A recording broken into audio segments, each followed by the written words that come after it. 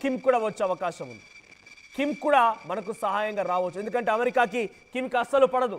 So ఇవన్నీ రావద్దని కోరుకుందాం, అలా జరగకూడదు. బట్ పాకిస్తాన్ మాత్రం డెఫినెట్గా అవకాశాన్ని చూసి డెఫినెట్గా ఆ అవకాశాన్ని అందిపుచ్చుకొని ఏదో ఒక క్షణాన భారత్పై దాడి చేసే అవకాశాలు ఎక్కువగా ఉన్నాయి. చూద్దాం మరి ఏం జరుగుతుందో. మీ అభిప్రాయం ఏంటి?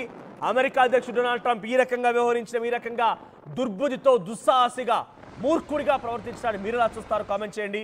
మరి ఇంత నీచాతి నీచం కాకపోతే నిజంగా అమెరికా అధ్యక్షుడు డొనాల్డ్ ట్రంప్ అంటే వయసు రీత్యా కానివ్వండి, ఒక అగ్రరాజ్యానికి అధ్యక్షుడిగా, లేదనంటే ఆయన ఒకానొక సందర్భంలో ఎలక్షన్లో మాట్లాడిన తీరువన్నీ చూస్తే చాలా గౌరవం పెరిగింది. ఇప్పుడు దరిద్రమైన తూ అని ఉమ్మేసేటువంటి పరిస్థితి ప్రపంచ దేశాల్లో ఎదురదని చెప్పాలి. ఆయన వ్యాపారం చేయడం తప్పేం కాదు, కానీ వ్యాపారం చేసేవారితో చేయండి. టర్కీతో చేశారు, ఇబ్బంది ఏమైనా ఉందా? మీరు టర్కీతో ఒప్పందం కుదుర్చుకున్నారు, లేదా ఇంకే దేశంతో ఒప్పందం కుదుర్చుకున్నారు, మీరు ఆయిల్ రిజర్వ్స్ పెట్టారు, మీరు అక్కడ ఆర్థిక వనరులు సమకూర్చే విధంగా ఏదో ప్రయత్నాలు చేస్తున్నారు. కానీ ఏకంగా యుద్ధ సామాగ్రి అందించడం ఏంటి? యుద్ధ సామాగ్రి 120 మిసైల్స్ అందించడం ఏంటంటే ఆ మిసైల్స్తో పాకిస్తాన్ భారత్పై యుద్ధం చేసి భారత్ని అణచివేయాలి, కుట్రలు చేయాలని మీ ఉద్దేశమా? అంటే భారత్ మీ దగ్గరికి రావడం లేదు, మీ మాట వినలేదని చెప్పేటువంటి ఒక దుస్సాహసంతో రకంగా ప్రయత్నం చేస్తున్నారు. 120 మిసైల్స్ అందిస్తుందట. మరి దీని తాలూకా పరిణామాలు ఎలా ఉంటాయో చూడాల్సిన అవసరం అయితే ఉంది. మీ అభిప్రాయం ఏంటో కామెంట్ చేసే ప్రయత్నం చేయండి.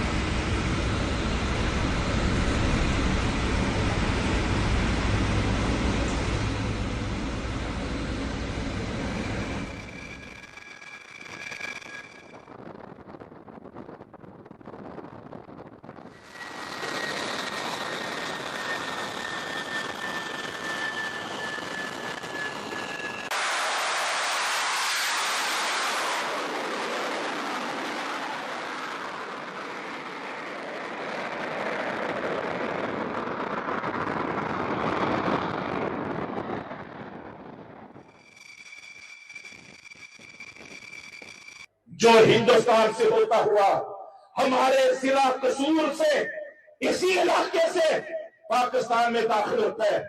मुझे भी सैलाब के दिनों में ज्यादा वक्त सतलुज के किनारे पे, सतलुज की लहरों में, सतलुज की ऊपर चलने वाली कश्तियों और बेड़ों में ज्यादा वक्त गुजारने का मौका मिला है।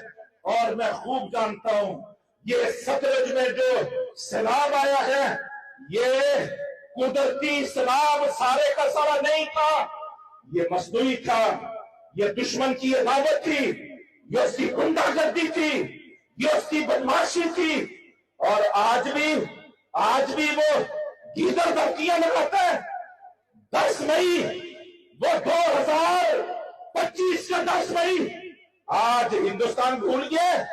हम कहते हैं अपने सिपाह सलार को, अपने फील्ड मार्शल को, आज का ये हजारों का मजमा, ये अपने फील्ड मार्शल को, अपने आर्मी चीफ को, पाकिस्तान के अजीम सिपाह सलार को हम सब मुतालबा करते हैं कि अभी एक मर्तबा फिर नरेंद्र मोदी की मुरम्मत की जरूरत मौजूद है।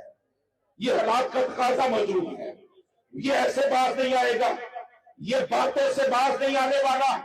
ये बड़ा कमीना सिर्फ इंसान है, दरिंदा सिर्फ इंसान है। इसके लबों को बेगुनाहों का खून चिंता हुआ है।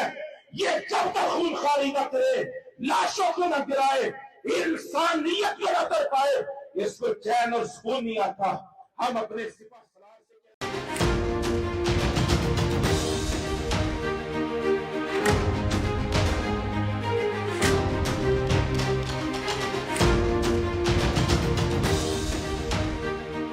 బ్రేకింగ్ న్యూస్ చూస్తున్నాం. యుద్ధానికి సిద్ధమైంది, అంతా సంసిద్ధంగా ఉంది. ఇండియా పాకిస్తాన్ బోర్డర్లో మళ్ళీ హై టెన్షన్ నెలకొంది. మన భారత ఆర్మీ చీఫ్ ఉపేంద్ర ద్వివేది మాటలకి పాకిస్తాన్ ప్యాంటు తడిపేసుకుంది. చాలా క్లియర్గా ఉగ్రవాదాన్ని పెంచి పోషిస్తే మేము మళ్ళీ ఆపరేషన్ సింధూర్ 2.0ని ప్రారంభిస్తాము, అది ఇంకా కొనసాగుతూనే ఉందని చెప్పుకొచ్చారు. ఇప్పుడు నేను చెప్పేటువంటి బిగ్గెస్ట్ న్యూస్ ఏంటంటే ఆల్రెడీ అమెరికా పాకిస్తాన్కి 120 advanced mid range air to air మిసైల్స్ని అందిస్తోందట. వాళ్ళకున్నటువంటి F-16 యుద్ధ విమానాల్లో ఈ మిసైల్స్ని అమర్చి మళ్ళీ యుద్ధానికి సిద్ధమవుతున్నారట. మొదటి నుంచి మనం అనుకుందే నిజమైంది. యుద్ధాన్ని ఆపుతారని చెప్పేటువంటి ఆ వ్యక్తే మళ్ళీ యుద్ధాన్ని ప్రారంభిస్తూ యుద్ధానికి కావాల్సిన సామాగ్రిని సమకూరుస్తూ ఉన్నాడు.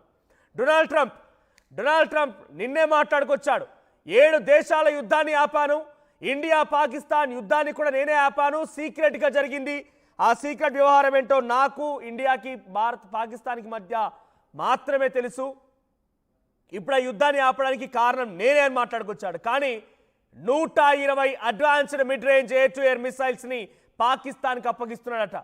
F-16 గతంలో మీకు గుర్తే ఉండుంటుంది, వర్ధమాన్, మన భారత ఎయిర్ ఫోర్స్ సంబంధించినటువంటి వ్యక్తి వర్ధమాన్ ప్రయాణిస్తున్నటువంటి ఆ ఫ్లైట్ని కూల్చేసి, ఆయన ప్రయాణిస్తున్నటువంటి MiG-21ని కూల్చేసి అభినందన్ని అదుపులోకి తీసుకున్నటువంటి F-16 యుద్ధ విమానంతోనే అప్పుడు పాకిస్తాన్ మన MiG-21ని కూల్చింది. అయితే F-16 యుద్ధ విమానాల్లోనే ఇప్పుడు AIM-120ని వాడబోతున్నారట. Advanced mid range air to air missiles 120 మిసైల్స్ని పాకిస్తాన్కి అమెరికా అప్పగిస్తోంది. చూడండి, మొదటి నుంచి మనం అనుకునే జరిగింది. వెళ్ళిపోయారు, కాళ్ళు పట్టుకున్నారు, మాకు ఒక డిఫెన్స్ సిస్టమ్ ఏమని అడిగారు. బిలావల్ భుట్టోతో మన ఆపరేషన్ సింధూర్ తర్వాత మన ప్రతినిధులని దేశ విదేశాలకు పంపించి భారత ఆర్మీ పాకిస్తాన్ ఎటువంటి యుద్ధాన్ని చేసింది, ఉగ్రవాదాన్ని ఆపాలంటే మనమంతా ఎలా ఉండాలనే విషయం పైన మనమంతా ప్రపంచ దేశాల్లోకి వెళ్ళా దేశ విదేశాల ప్రతినిధులు, ఎంపీలు వెళ్ళిపోయి ప్రచారం చేస్తూ ఉంటే పాకిస్తాన్ కూడా బిలావల్ భుట్టో గారిని అమెరికాకు పంపించింది. మొదటిగా అక్కడి నుంచి మొదలైంది ఇక అసలు విషయం. భారత్కి, అటు పాకిస్తాన్కి అమెరికాకి మధ్య స్నేహం. మొదటగా ఎయిర్ డిఫెన్స్ సిస్టమ్ కావాలి మాకు, దయచేసి ఇవ్వండి అని చెప్పి బిలావల్ భుట్టో గారు అమెరికాకు వెళ్ళిపోయి అమెరికాలో మాట్లాడుతూ, అమెరికా ప్రతినిధులతో మాట్లాడుతూ ఈ రిక్వెస్ట్ చేసుకొచ్చాడు. ఆ రోజు నుంచి మొదలైంది వీళ్ళ స్నేహం. ఇక చూడండి, అప్పటి నుంచి పాకిస్తాన్కి దగ్గరగా తీసుకొని పాకిస్తాన్ని పెంపుడు కుక్కలా పెంచుకోవడం, పాకిస్తాన్ని చెరదీయడం, పాకిస్తాన్కి ఆయిల్ రిజర్వ్స్ సహకరించడం, పాకిస్తాన్కి పోర్ట్ల విషయంలో సహకరించడం, పాకిస్తాన్ పవర్ఫుల్ దేశం అని చెప్పడం, ఆసిమ్ మునీర్ని అమెరికాకు సంబంధించినటువంటి ఆర్మీ పరేడ్లో డొనాల్డ్ ట్రంప్ ప్రత్యేక ఆహ్వానితుడిగా ఆహ్వానించడం, ఆయనతో స్పెషల్ లంచ్లో పాల్గొనడం, ఆయనతో పదే మీటింగులు జరపడం, షెహబాజ్ షరీఫ్ వెళ్ళి కలవడం. మరి ఉగ్రవాదాన్ని నువ్వు ఆపింది ఎప్పుడు, యుద్ధాన్ని ఆపింది ఎప్పుడు? అసలు ఏమైనా మనిషి అనేవాడికి కొంచెమైనా బుద్ధి జ్ఞానం అయితే ఉంటుంది. మరి డొనాల్డ్ ట్రంప్కి ఎటువంటి బుద్ధి జ్ఞానం తెలియదు. కానీ మరి ఇంత దుర్మార్గమా? మళ్ళీ ఉగ్రవాద చేతికి ఇటువంటి మిసైల్స్ ఇస్తే ఎంతటి దుర్మార్గం జరుగుతుంది, ఎంతటి విధ్వంసం జరుగుతుంది కనీసం పసిగట్టలేకపోతున్నాడా? మొన్న ఆర్మీ చీఫ్ ఉపేంద్ర ద్వివేది మాట్లాడిన మాటలేంటి? ఉగ్రవాదాన్ని పెంచి పోషిస్తే ఏ దేశమైనా సరే మాకు తూర్పునటువంటి దేశాలు ఎంకరేజ్ చేస్తూ ఉన్నాయి. ఆ ఎంకరేజ్ చేసి మాకు పశ్చిమటువంటి దేశాలు ఎంకరేజ్ చేస్తూ ఉన్నాయి. సో ఆ ఎంకరేజ్ చేసే విధానాన్ని కనుక మార్చుకోకపోతే మ్యాప్లో లేకుండా పోతారని హెచ్చరించారు. కానీ పాకిస్తాన్ పేరెత్తాడు ఎక్కడైనా? కాదు కదా. కానీ గుమ్మడికాయలు దొంగలు ఎవడరా అంటే భుజాలు తడుముకున్నట్టుగా వాళ్ళంతట వాళ్ళే భుజాలు తడుముకొని మళ్ళీ మేమే అని చెప్పి నిరూపించుకునే విధంగా DGSPR అహ్మద్ షరీఫ్ చౌదరి వాడు చెప్పుకొచ్చాడు. నిజంగా మాపై దాడి చేయాల్సి వస్తే, మాపై ఉగ్రవాదాన్ని అంచివేసే క్రమంలో మా మ్యాప్ కనుక లేకుండా పోతే మీరు కూడా సేమ్ అనుభవించాల్సి వస్తుంది, సేమ్గా మీరు కూడా రియాక్షన్ చూడాల్సి వస్తుంది మాట్లాడుకొచ్చాడు. మరి అంతటి దమ్ము, ధైర్యం, సాహసం, తెగింపు, రోషం, పౌరుషం ఉన్నాడైతే ఆ రోజు ఆపరేషన్ సింధూర్లో ఎందుకు దాక్కున్నాడు బంకర్లోకి వెళ్ళిపోయి? ఆ తర్వాత నిన్న పాకిస్తాన్ సంబంధించినటువంటి నేషనల్ సెక్యూరిటీ అడ్వైజర్ మాజీ national security adviser Nasser Khan ఏ క్షణమైనా భారత్ మనపై మిసైళ్లతో దాడి చేయొచ్చు, ఈసారి పాకిస్తాన్ ఆపరేషన్ సింధూర్ కంటే మించినటువంటి ఒక ఎఫెక్ట్ని చూడబోతోంది, సో మన ఆర్మీ సిద్ధంగా ఉండాలని చెప్పి అక్కడ ఒక వెధవ మాట్లాడిన మాటలకు సంబంధించి వారంతా భయపడిపోయారు. సైఫుల్లా కసూరి వాడు ఉగ్రవాద సంస్థకు సంబంధించి ఒక చీఫ్, వాడు కూడా ఇదే రకంగా మాట్లాడుకొచ్చాడు, మన ఆర్మీ సిద్ధంగా ఉండాలని చెప్పుకొచ్చాడు. అంతలోనే ఏమైందో తెలియదు. కానీ అమెరికా నిన్న ఒక బిగ్గెస్ట్ అప్డేట్ ఏంటంటే మినరల్స్, రేర్ ఎర్త్ మినరల్స్ సంబంధించి ఒక కన్సైన్మెంట్ని పాకిస్తాన్ నుంచి అమెరికాకు వెళ్ళిపోయింది. దీంతో $500 మిలియన్ పెట్టుబడి పెట్టడానికి అమెరికా సిద్ధంగా అయింది పాకిస్తాన్లో. టర్కీకి 1000 ఎకరాల భూమి అప్పగించింది. అక్కడ వాళ్ళు ఇండస్ట్రియల్ హబ్ పెట్టబోతున్నారు. ఏదో రకంగా డబ్బులని పాకిస్తాన్ అందించే ప్రయత్నం టర్కీ అమెరికాలు చేస్తూ ఉన్నాయి.